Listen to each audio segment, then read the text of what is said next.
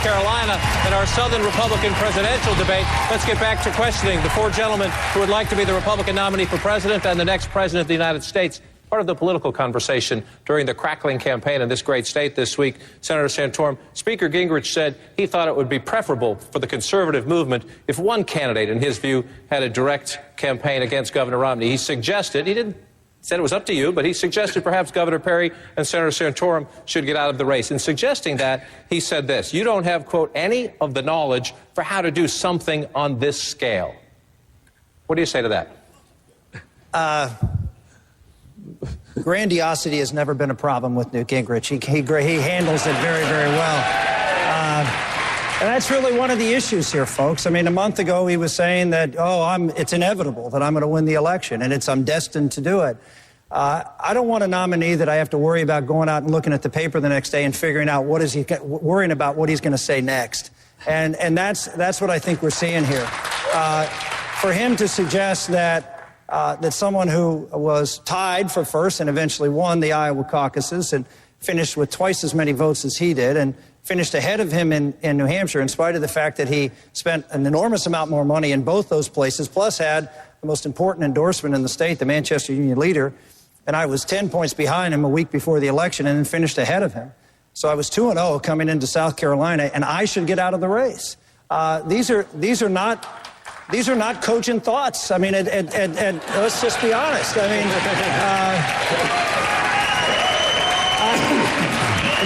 Newt's a friend. I love him, but at times you just got to, sort of that, worrisome moment that something's going to pop, and we can't afford that in a nominee. We need someone. I'm not the most flamboyant, and I don't get the biggest applause lines here, but I'm steady. I'm solid. I'm not going to go out and do things that you're going to worry about. I'm going to be out there. I'm going to make Barack Obama the issue in this campaign. Mr. Speaker, take some time to respond. As you do so, what exactly did you mean doesn't have any of the knowledge for how to do something on this scale? It's a very simple question. How big a scale of change do we want in Washington? I started working with Governor Reagan in 1974.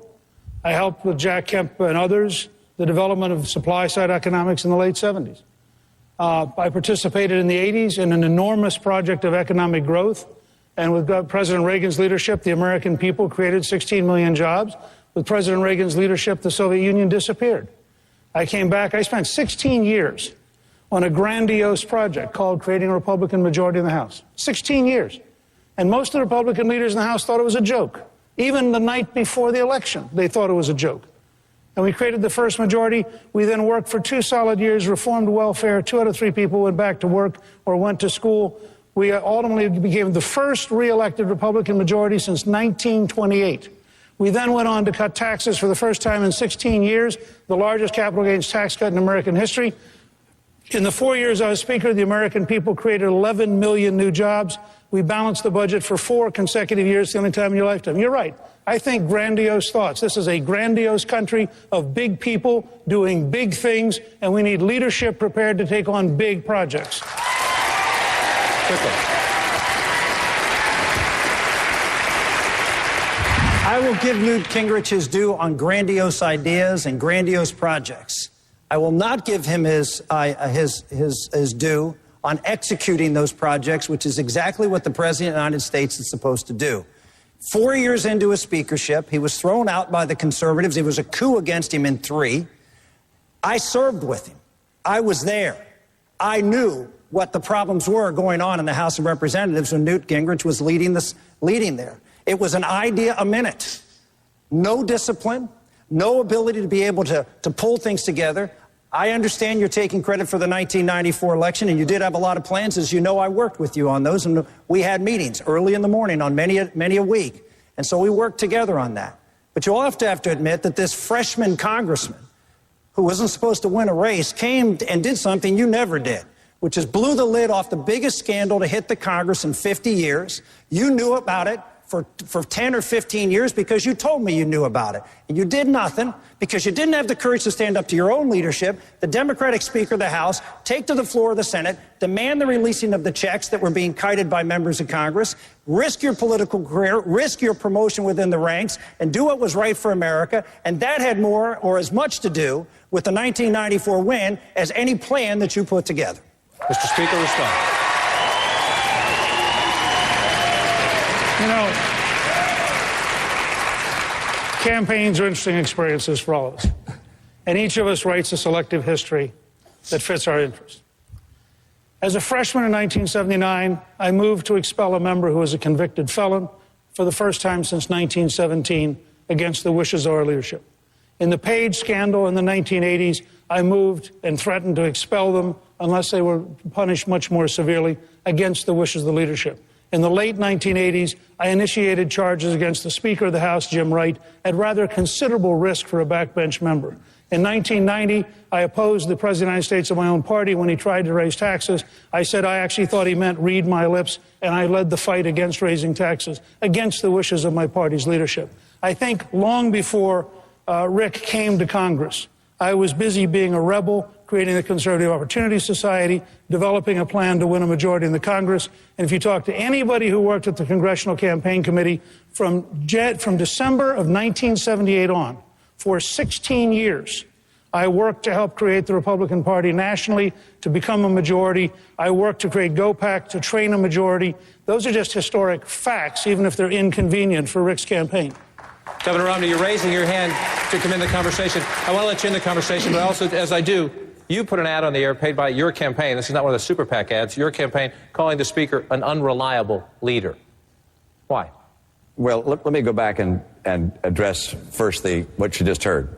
What you've listened to, in my view, and the Speaker's rendition of history going back to 1978, his involvement in Washington, is, in my view, a perfect example of why we need to send to Washington someone who has not lived in Washington, but someone who's lived in the real streets of America, working in the private sector, who's led a business, who started a business, who helped lead the Olympics, who helped lead a state. We need to have someone outside Washington go to Washington. If we want people who spent their life and their career, most of their career in Washington, we have 3 people on the stage who, well, I take that back. We got a doctor down here who spent most of his time in the surgical suite. Well, not surgery, the birthing suite. But I think America has to make a choice as to whether we're going to send people who spent their life in Washington to go represent our country, or instead whether we're going to have someone who's been a leader in the private sector and knows how the real economy works at the grassroots level. Now you asked me an entirely different question. What do you...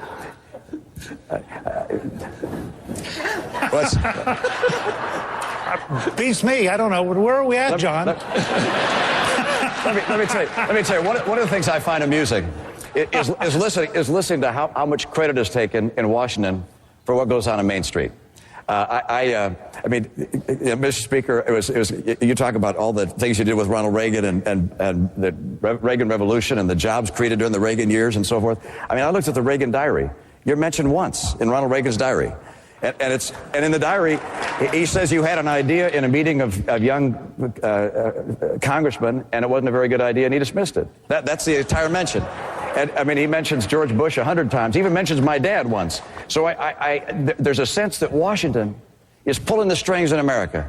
But you know what? The free people of America pursuing their dreams and taking risks and going to school and working hard, those are the people that make America strong, not Washington. Quickly respond, Mr. Speaker. This is probably a fundamental difference in our background and our experience. Under Jimmy Carter, we had the wrong laws, the wrong regulations, the wrong leadership, and we killed jobs. We had inflation. We went to 10.8% unemployment. Under Ronald Reagan, we had the right job, the right laws, the right regulators, the right leadership. We created 16 million new jobs. We then had 2 consecutive tax increases, one by a Republican, one by a Democrat. The economy stagnated.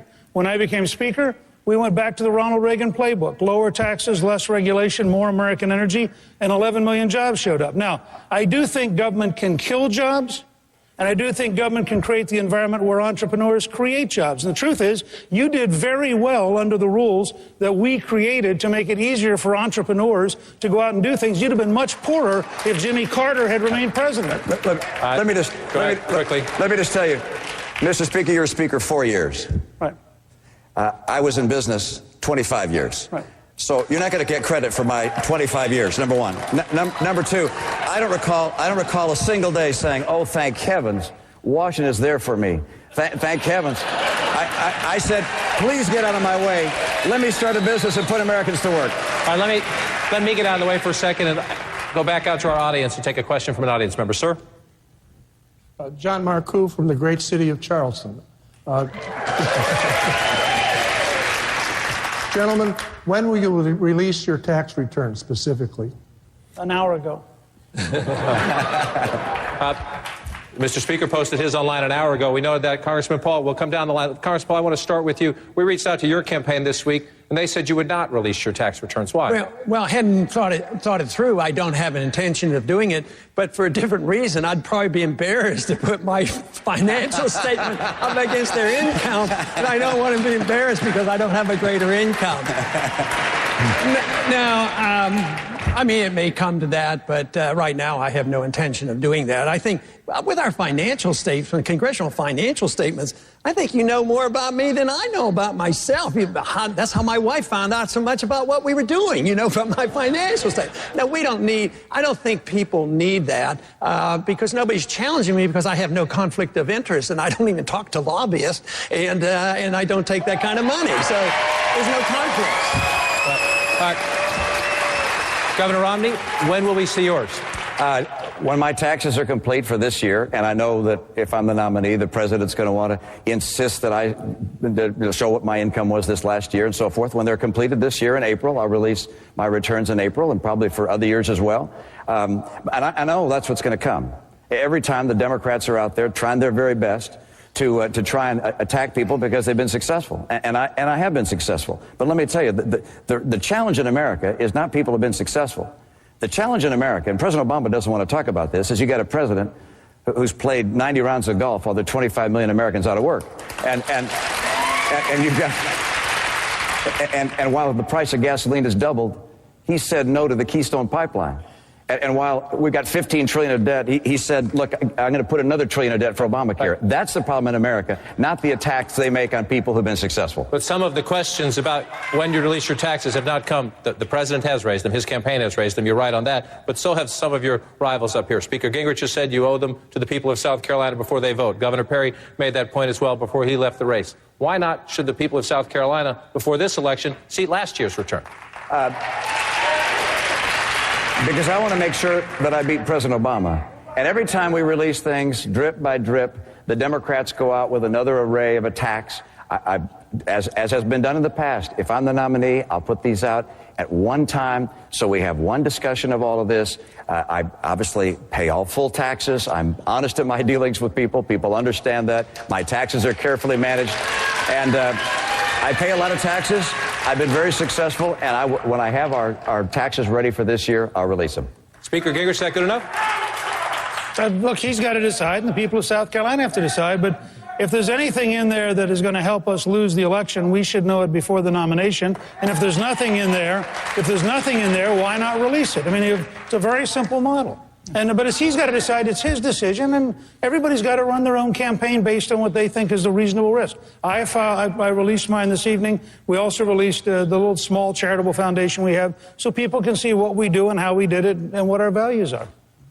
Senator Santorum, when will we see yours? Well, I do my own taxes, and they're on my computer, and I'm not home. So, and there's nobody at home right now. Until I get home, I won't get them. When I get home, you'll get my taxes. But you did call on the governor to release his. No, someone asked me, would it be okay for the governor? I said yes. I don't think it's a big deal. I mean, if Governor Romney's told what his tax rate is, mine's higher than that, I can assure you. But I can't tell you what it was. All I know is it was very painful writing a check last April. That's all I can tell you. Governor Romney, you mentioned the Democratic attacks. I want to ask you to go back in history a little bit. Back in 1967, your father set a groundbreaking, what was then a groundbreaking standard in American politics. He released his tax returns. He released them for not 1 year, but for 12 years. And when he did that, he said this: 1 year could be a fluke.